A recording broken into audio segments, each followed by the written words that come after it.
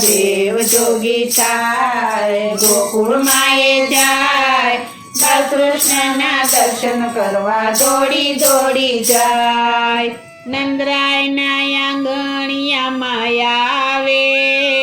બમ બમ બોલે નો નાદ ગજાવે નંદરાયના આંગણિયામાં આવે બમ બમ બોલે નો નાદ ગજાવે